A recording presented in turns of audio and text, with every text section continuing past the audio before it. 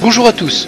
Ça faisait un petit moment que je ne vous avais pas raconté ma vie. Et ben là, j'ai été témoin d'un truc à l'aéroport et je me suis dit qu'il fallait vraiment que je vous en parle. En fait, devant moi, il y avait un gars, Zarbi. En fait, bon, lui ça allait, c'est surtout ses bagages à main qui étaient chelous.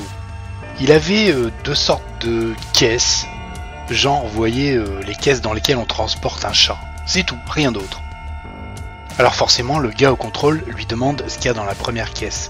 Et le gars dit une mythe. Comment ça une mythe? Bah ouais, une mythe, une grosse mythe. Et le gars ouvre la caisse et effectivement, il y a une très grosse mythe. Je savais même pas que ça existait une mythe de cette taille, genre une mythe de la taille d'une grosse mouette quoi. Ça foutait quasiment la trouille ce truc. Bon, le gars du contrôle valide, il devait être dans un bon jour, et le gars a le droit de voyager avec sa mythe. Alors forcément, l'autre lui demande ce qu'il y a dans la deuxième caisse. Et là, le gars dit que dans la deuxième caisse, il y a un génie. Un génie? Comment ça, un génie? Bah oui, un génie qui exauce les vœux, tout ça? Bah oui.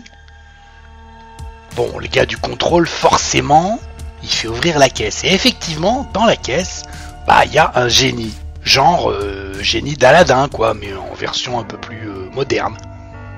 Alors le gars du contrôle, forcément, il est tout étonné. Alors il dit, c'est un vrai génie? Ben oui. Et il exauce les vœux? Ben oui. Et je peux essayer? Ben oui. Alors le gars il est tout gêné, mais il essaye. Alors il dit, je voudrais 1 milliard. Et là il y a un grand éclair blanc et paf! Tout à coup, il y a un magnifique billard qui est apparu. Grand luxe, bois précieux, super tapis, genre le rêve de Nicolas Dervaux. Alors le gars du contrôle, forcément, bon, il était un petit peu déçu quand même, quoi. Alors il dit, mais c'est 1 milliard que j'avais demandé, moi, pas un billard. Et alors l'autre gars, il a dit, et moi, vous croyez vraiment que j'avais demandé une grosse mythe?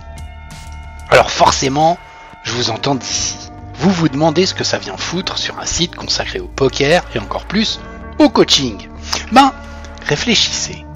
Finalement, sur le long terme, les cartes que vous allez recevoir, quels que puissent être vos souhaits, ça ne variera pas, n'est-ce pas?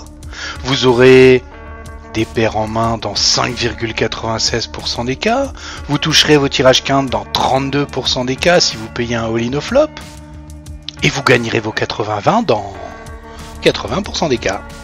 Alors, plutôt que d'espérer, de demander, d'appeler les cartes, de gamble pour chatter, et de croire au Père Noël, vous feriez peut-être mieux de bosser vos stats, non? Votre agressivité, votre WTSD, votre fold to tribet. Ce sont vos revues de session et votre travail qui les feront aller dans le bon sens, pas des miracles. Alors, avant de demander 1 milliard, essayez de voir ce que vous pouvez réellement créer par vous-même. Sinon, vous aussi vous risquez de devoir traîner partout avec une grosse mythe. Allez, on s'appelle et on en discute?